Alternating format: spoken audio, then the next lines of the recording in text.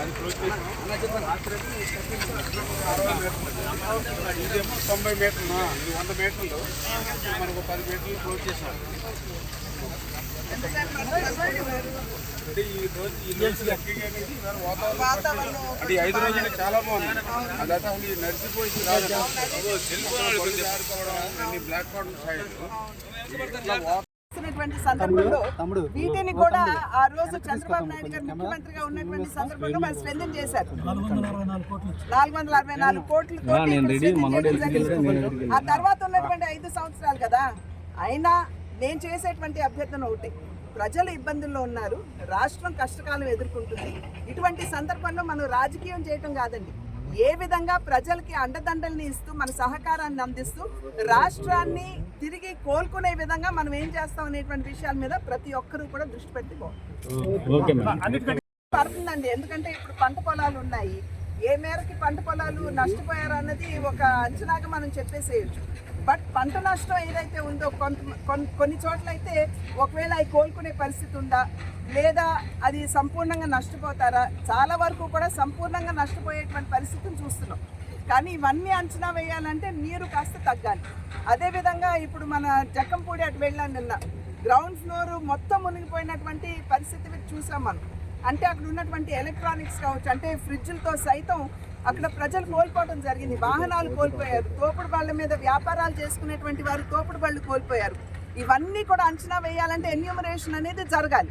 కనుక short term help, అదేవిధంగా long term help, ఈ రెండింటి మీద కూడా కేంద్ర ప్రభుత్వం దృష్టి పెట్టారు. చెప్పాను కదండి, ఆల్రెడీ SDRF కింద 3400 కోట్ల రూపాయలు పాక్ చేసి ఉన్నాయి. SDRF కింద దాంట్లో కేంద్ర ప్రభుత్వం యొక్క భాగస్వామ్యం కూడా ఉంది.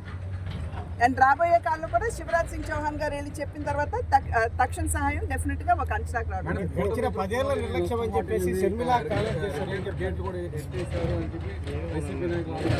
ఆరోపించడానికి చెప్పాలి కదా, వారు ఉన్న వారు బుడమేరు స్ట్రెంథెన్ చేయడానికి వారు ఏం పనులు చేశారో చెప్పాలి కదా. ముందు అది చెప్పిన తర్వాత కదా వారు ఈ విషయాలు లేవనెత్తాలి. అన్నిటికంటే కీలకమైంది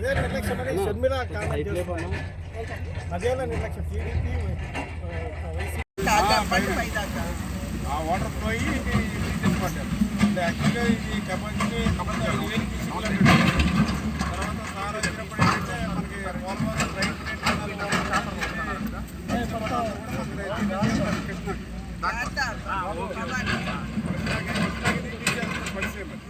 అది పోలవరం మీరు వెళ్ళాలి కదా, ఎక్స్టెండ్ చేసి లైనింగ్ పెట్టారు. ఆ టైంలో 80% దాకా అయింది. జగన్మోహన్ రెడ్డి వచ్చిన తర్వాత కాపాడటానికి అని చెప్తా ఉన్నారు. అసలు బుద్ధి జ్ఞానం ఉన్నోడు ఎవడు కూడా ఆ మాట మాట్లాడు. ఎందుకంటే దిగువన గంటలు పడ్డాయి, 3 గంటలు ఇక్కడ కింద పడ్డాయి. మరి పైన గేట్లు ఇచ్చే ఉంటే అసలు ఈ కాలం కోపం చేసేదా? కొంత గేట్లు ఎత్తిన మాట నిజమే, ఎత్తకపోతే 40,000 క్యూసెక్లకు కెపాసిటీ ఉంది. అసలు ఇప్పుడు కనీసం అటుకొంత ఇటుకొంత వచ్చినందులో కొద్ది నీళ్లు వస్తేనే ఈ కట్టలు మొత్తం తెగిపోయింది. కాబట్టి జగన్మోహన్ రెడ్డి గారికి తప్పుడు సమాచారం ఇవ్వటం, ఈ సాక్షి పత్రిక, సాక్షి ఛానల్ భారతదేశంలో ఇంత దరిద్రపు పత్రిక కానీ దరిద్రపు ఛానల్ కానీ ఉండదు. టెర్రరిజానికి సహకరించే గ్రూపుల కంటే ఈ ఛానల్ వల్ల ప్రజలకు తీవ్రమైన నష్టం జరుగుతుంది, ఆంధ్ర రాష్ట్రానికి తీవ్రమైన నష్టం జరుగుతుంది. జగన్మోహన్ రెడ్డి గారి కింద నేను 5 సంవత్సరాలు పనిచేశాను. ఇదే ప్రాంతంలో 2019లో కూడా వరదలు వచ్చినాయి కృష్ణానదికి. ఆ రోజు కొట్కెలపూడిలో తాతయ్య అని ఒక పెద్ద వృద్ధుడు లంకలోకి వెళ్ళి చనిపోతే నేను 20 సార్లు కలెక్టర్ను ఫాలోఅప్ చేసి అతనికి నష్టపరిహారం ఇవ్వండి. ఈ రోజుకి రాలా. నేను మొన్న వరదల్లో చనిపోయిన 48 గంటల గడవక ముందే కోటేశ్వరరావు లైన్ మ్యాన్కి 32.5 లక్షల రూపాయలు 48 గంటల్లో పరిహారం ఇచ్చాం. అంతేకాకుండా మన నియోజకవర్గం మైలవరం నియోజకవర్గ పరిధిలో 5గురు చచ్చిపోతే ఆల్రెడీ రాత్రి ఒకళ్ళకి చెక్ ఇచ్చాం 5 లక్షల రూపాయలు. ఇప్పుడు మిగతా వాళ్ళకి చెక్కులు రెడీ అయి ఉన్నాయి. చంద్రబాబు నాయుడు గారి కింద ఆ రోజు జగన్మోహన్ రెడ్డి గారి కింద పనిచేస్తే ఏం జరిగింది, ఈ రోజు చంద్రబాబు నాయుడు గారి కింద పనిచేస్తే ఏం జరుగుతుంది, ఇవన్నీ కూడా మాకు అర్థమైంది.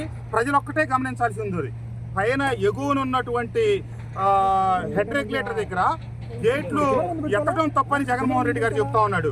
మరి ఎత్తిన తర్వాత కూడా కొంత నీరు కొద్ది నీరు వస్తేనే కట్ట 3 చోట్ల దిగింది. అదే కనుక గేట్లు తెరిచి ఉండకపోతే పోలవరం కట్ట అనేది ఆనవాళ్ళు కూడా ఉండేది కాదు.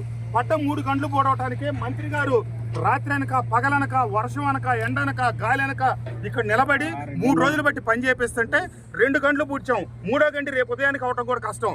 మంత్రి గారు కాళ్ళ మీద నిలబడి పని చేస్తా ఉన్నారు. మాకు ఆ హయాంలో నేను ఆ రోజున వరద బాధితులకి ఇబ్రహీంపట్నంలో లంక, పెదలంక, చిరలంక, ఇబ్రహీంపట్నం, పుష్కర్ నగర్ ఏరియా వాళ్ళు నీళ్ళలో మునిగిపోతే భోజనం పెట్టిస్తే 10 లక్షల బిల్లు అయింది. 5 సంవత్సరాల తర్వాత ఈ రోజుకి 5 పైసల బిల్లు ఇవ్వాల. కానీ ఈ రోజున 3 పూట్ల వరద బాధితులకు భోజనం పంపిస్తున్నాం, నీళ్లు పంపిస్తున్నాం, పాలు పంపిస్తున్నాం. ఈ ముఖ్యమంత్రి గారు ఇచ్చిన భరోసా ఇది. నేను నాతో పాటు పనిచేసిన వైఎస్ఆర్ కాంగ్రెస్ పార్టీ శ్రేణులకి, కార్యకర్తలకి, నాయకులకి చెప్తా ఉన్నా, మోసపోయాం. ఒక్క అవకాశం ఇవ్వమంటే ఇచ్చాం. జరిగిన నష్టాలు, కష్టాలు ఏం జరుగుతున్నాయి ఈరోజు మీరందరూ గమనించండి. రాజకీయ ఉద్దేశాలతో మేము ఆరోపణలు చేయట్లేదు. అటు ఇటు 2 పక్కలు చూసి చెప్తున్నాను. నాడు నేడు దయచేసి సాక్షి పేపర్ చదివి, సాక్షి ఛానల్ చూసి వాళ్ళు చెప్పే కల్పితాలను నమ్మి రాష్ట్ర ప్రజలు మోసపోవద్దని చెప్పి ప్రజానీకానికి విజ్ఞప్తి చేస్తా ఉన్నాను. Sorry madam. పోయినటువంటి సందర్భంలో అటు బనానా కావచ్చు, లేదా పసుపు కావచ్చు, లేదా మనకి కంద కావచ్చు, ఇటువంటి పొలాలన్నీ కూడా వరితో కూడా నష్టపోయినటువంటి సందర్భంలో ఇవాళ నెమ్మదిగా నీరు తగ్గుతున్నటువంటి నేపథ్యంలో జరిగినటువంటి డ్యామేజ్ కూడా అంచనా వేసేటువంటి అవకాశం ఉంటుంది. ఆ అంచనాలన్నీ కూడా కేంద్ర ప్రభుత్వానికి ఇవాళ రేపట్లో సమర్పిస్తామని చంద్రబాబు గారు చెప్పడం జరిగింది. కనుక కేంద్ర ప్రభుత్వం కూడా వెంటనే స్పందించి తక్షణ సహాయం, అదేవిధంగా లాంగ్ టర్మ్ సహాయం, ఈ 2 కూడా ఏ విధంగా చేయాలో దృష్టి పెడతామని చెప్పి శివరాజ్ సింగ్ చౌహాన్ గారు కూడా చెప్పారు. మేము సైతం బాధితులుగా ఉంటూ రాష్ట్రానికి జరిగినటువంటి డ్యామేజ్ ఏదైతే ఉందో, కోల్పోయిందో దాన్ని కూడా పూర్తించడానికి మా వంతు కృషి, మా వంతు బాధ్యతను మేము ఖచ్చితంగా నిర్వహిస్తాం. మేడం, చౌహాన్ గారితో మీరు కూడా తిరిగిన పరిస్థితి ఉంది. మీ అబ్జర్వేషన్ రైతులు కూడా 40 కోట్లు రైతులు కూడా చెప్తా ఉన్నారు. అప్పుడు ఈ పట్టించల మీద వెళ్ళేది కాబట్టి బాబు గారి టైంలో ప్రతి కిలోమీటర్కి 1 లక్ష పెట్టి 10 గంటలు కూడా మొలవకుండా జగన్ రోడ్ అంత వేసి మొదలెట్టాడు. ఇప్పుడేమో అలా కనీసం అటువంటి అయినా గవర్నమెంట్ వచ్చినప్పుడు ఒక వర్క్ స్టార్ట్ చేస్తే నేనే వచ్చి కొబ్బరికాయ కొట్టాను అన్న. 6 రోజులు వర్క్ చేసి కాంట్రాక్ట్ ఆఫీస్ వెళ్ళిపోయాడు. అదేమంటే డబ్బు ఇచ్చేటట్టు మీరు గవర్నమెంట్ మేము చేయమండి.